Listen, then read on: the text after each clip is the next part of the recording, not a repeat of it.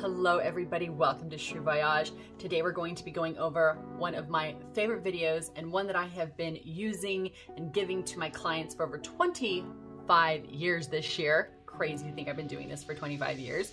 But this is the one that I have given to my clients over and over again and is probably one of their favorites. And that is the top 5 products to use to create a full face under 10 minutes.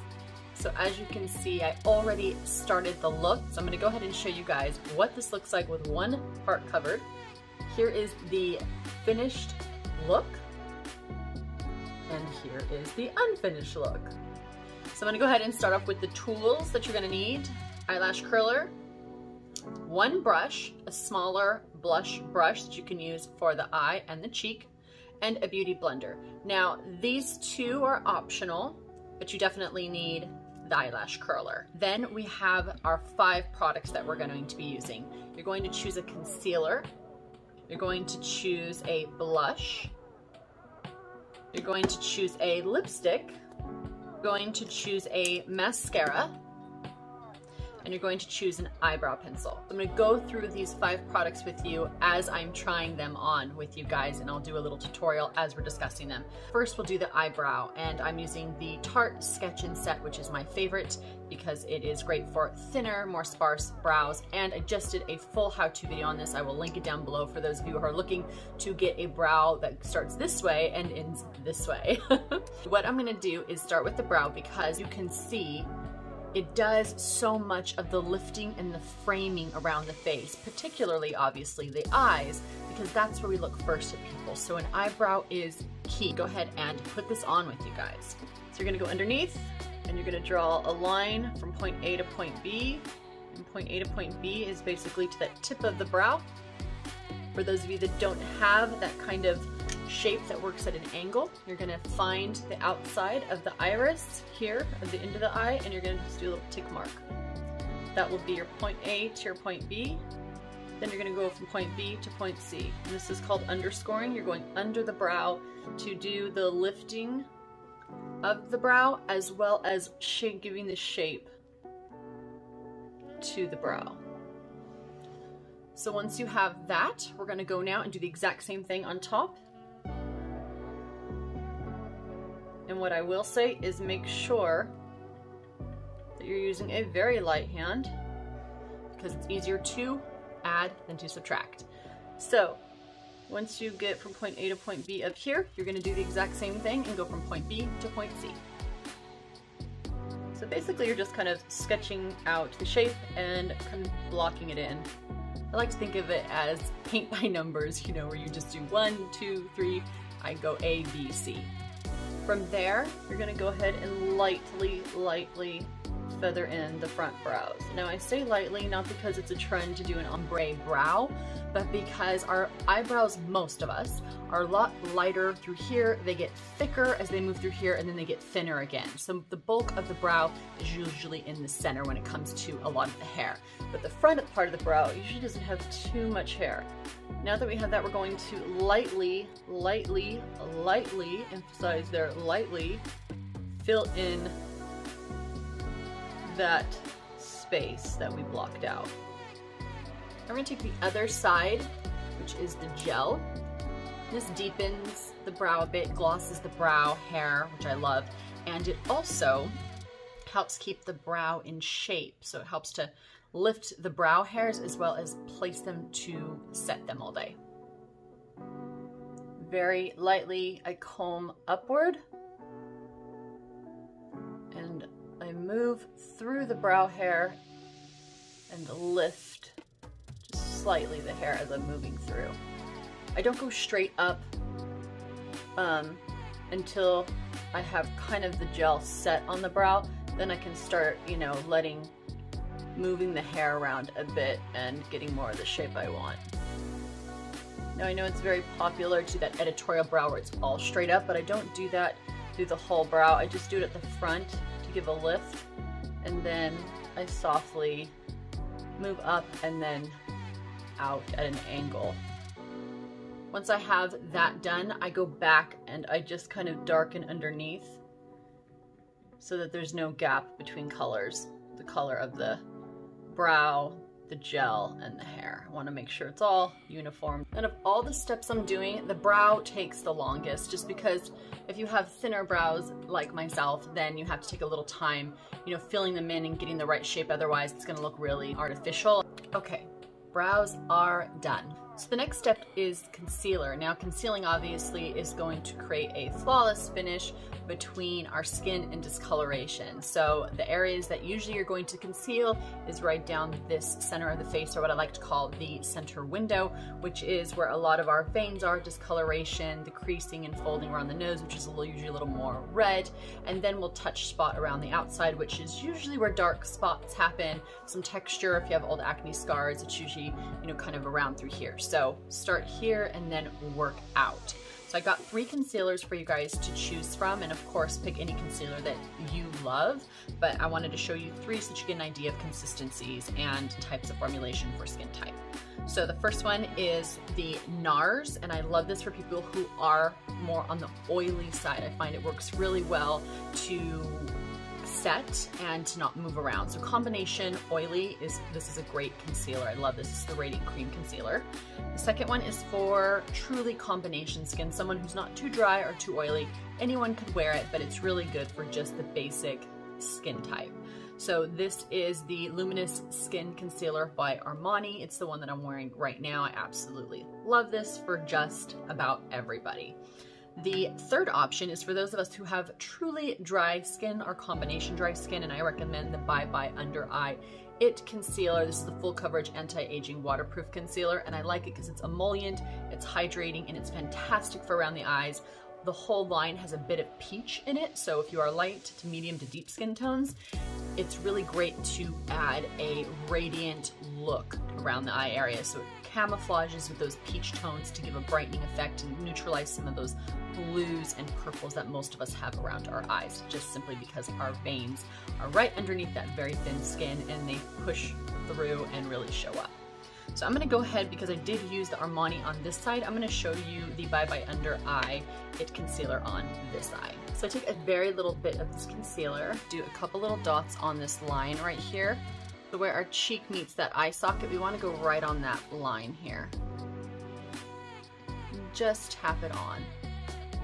Now I'm going to go in and fine tune any dark spots, and I'm definitely going to take a decent amount and go down the nose and then on the chin and in our smile marionette lines that are on the side of the mouth. Okay, now you can use your finger with this because it's great to use the heat and oil in your fingers to warm up concealer, especially concealer. You could do it with foundation too, but concealer and your fingers work really well together because of the heat in your finger. And when you work, especially in these areas around the face, work outward, because we have a lot of lines that move down. We want to break that line up by moving in an outward direction, so that way nothing settles into creases around the sides of the nose and mouth. Okay, we're going to take our Beauty Blender and just blend out this area around the eye and around the nose. Now, I love to use my concealer, and I do it often without using my foundation, simply for the fact that it's really easy to use and I can just get to the areas that I want to conceal without having full foundation, concealer, powder, and all that. Okay, now if I want to cover a little bit of the texture in my skin and my cheek, I'll go in a tiny bit more concealer and I will move around this area just a bit. You can even use less than that. Just a little bit here on my cheeks, and I'm just blending it outward. I like it Bye Bye Under Eye Concealer. It's meant for under the eye, but I use it, as you can see, all over my face a little more than the Armani, because if you can tell, do you see how it has a bit of a sheen to it? So it gives a really luminous, gorgeous glow to the skin, where the Armani is really nice, but it's a bit more flat. So it comes down to preference. If you guys like a matte finish, like a powdered matte finish to your makeup look, definitely head more towards Armani as well as NARS. If you want something a little bit more dewy, I would head towards the It Bye Bye Under Eye. Another good one that is more dewy is the Dior concealer, and there's also an Hourglass concealer stick that does the same thing as well. Just a little bit more hydrating. We've only used 2 products, and you see what a difference it makes so far? Love that. Okay, blush. Love blush. A couple of reasons why. Because it wakes up the skin, but you can also use it for your eyeshadow to bring the look together and brighten the eyelid as well as brighten the face and the cheek area. So there's 3 different palettes I'm going to show you that you can use for a blush. So I pulled out my Chanel Fascia Rosa blush. And I picked this one because this looks good on every skin tone, light, medium, dark. And then the next one I picked was a little bit different in formulation. That's the Lip and Cheek Glow Color of Passion by Charlotte Tilbury. And this is for somebody who is a little bit more on the dry side, who doesn't like powder because they feel like it just is too dry or emphasizes dehydration or pores. So this is another great way of wearing blush. It's nice and creamy. You can use this as a 2-in-1 for the lip and the cheek. It's beautiful together. So love this. The third option you can do for lips and cheeks is by Rougie. And this is Le Fort Rougie Chaleur. I love her color layouts. And this palette is one of my top 10 favorite lip cheek palettes that are out there. Years ago when I worked for Chanel, there was a palette that was just like this. It was so stunning, and then when it was gone, I was so sad. I was scraping the corners just to get the product out because it was such a beautiful finish, and this is identical. It's gorgeous. What I like about these is that it's creamy, but they go to a soft powder, but they don't go so powdery that they emphasize texture, so it's fantastic. And these colors, look at those colors, you guys. I mean, you cannot go wrong with this. They're a true kind of blue-red, a rose, a coral soft peach, and a little bit more of a warmer rose. It's just so gorgeous. What do we think? Should we go this way or this way? Probably this way since I topped it up so much. I'm gonna take the warmer rose because it's a little bit more neutral. Not super bright or super pink. Pop some right on my cheek here. And then I'm just gonna lightly blend it onto the skin. And just remember, at first it's gonna look a bit bright. By the time you warm it up and heat it up and push it around the skin, it will soften. And if you're concerned, always start off with a light touch and work up.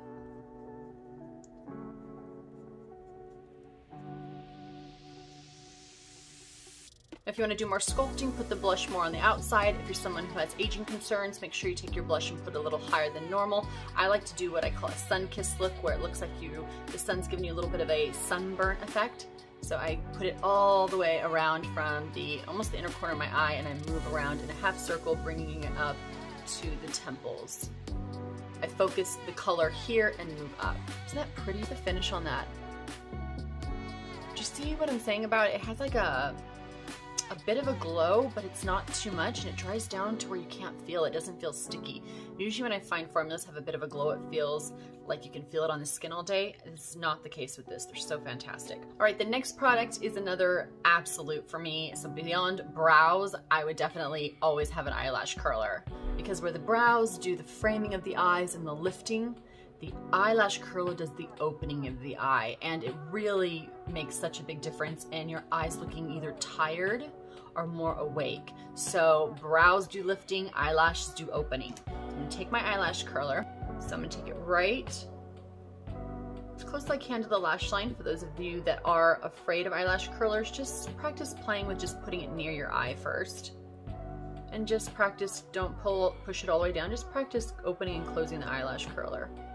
Once you feel comfortable, slowly press down to where you shouldn't feel. Slowly press down and get comfortable with the action of just pressing the eyelash curler open and closed. Once you feel like you've got a good grip, you're gonna hold it down for 5 seconds. 1, 2, 3, 4, 5. You release, but you don't pull it away from the eye. And again, you're gonna go 1, 2, 3, 4, 5. And you're gonna do that again. 1, 2, 3, 4, 5.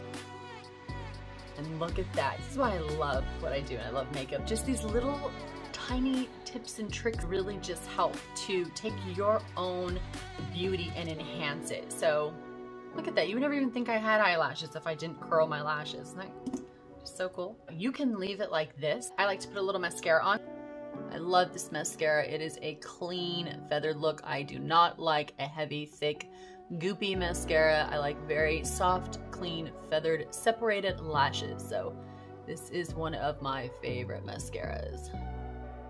Just a tip for you guys, for those of you who don't have full thick lashes that naturally curl, which most of us don't, use a mascara that is going to be more on the lighter side.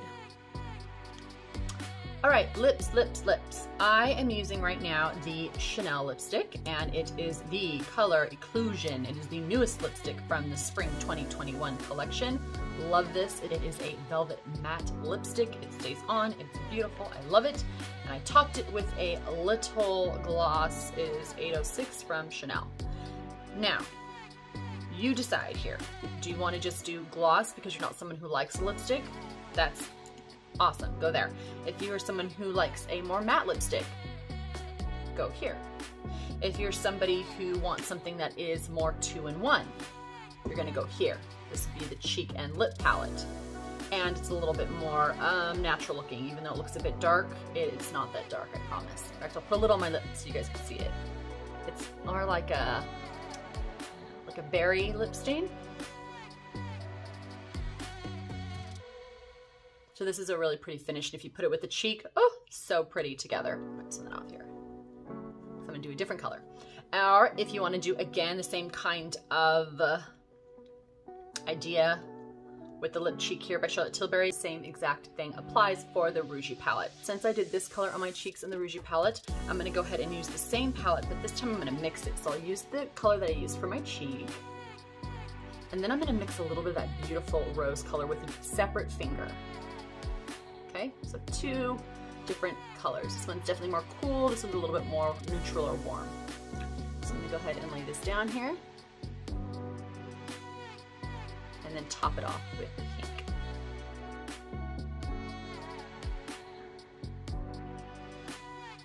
And I mentioned before, I love mixing colors because it keeps it from being too flat and too dense. I like having dimension, especially when it comes to my lips, because then you get something that's a little more round or a little more fuller and a little more unique. So I always go in the same color family, but I'll go a little deeper and a little lighter and mix them together.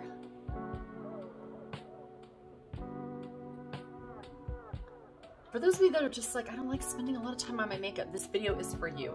5 products, 10 minutes, totally doable. This to me is actually not just the makeup that I use at home for something quick. This is my makeup bag. So like if I'm on my way out and going, you know, to stay overnight somewhere, it's my like go-to. I'm like, okay, 5 products, 3 tools, good to go. Let me know what you think. Is this something that you would want to try? Is this something you think is going to be helpful? Let me know on the comments down below. If you have any questions, let me know. I'm always here to answer the best that I can. All right, please take care of yourselves, take care of each other, and I will see you in the next video. Take care, you guys. Bye.